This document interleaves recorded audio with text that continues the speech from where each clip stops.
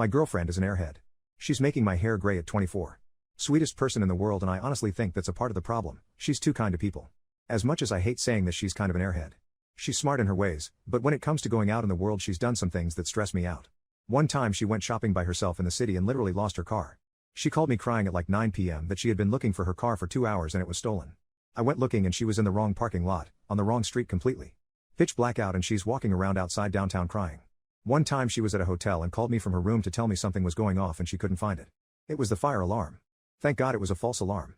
Last week when I was away, someone knocked on our door late at night, because he needed a jump to get to work. Thank God he was a nice person who actually needed a jump, because she opened the door and drove down to help him while home alone at like 11 p.m. I talked to her about it and she said she felt bad, but we don't know this guy. If that's not bad enough, last month she was driving overnight and pulled over to nap. She told me at 3 a.m. a guy knocked on the window and she opened her door. Opened the door to her effing car. He was just checking if she was okay. Thank God. Another time, someone was literally in her backyard at her dad's house when she was there going through the shed, and she walked outside and asked what they were doing, of course at night. She's also like 5 feet 0 inches, so not exactly intimidating.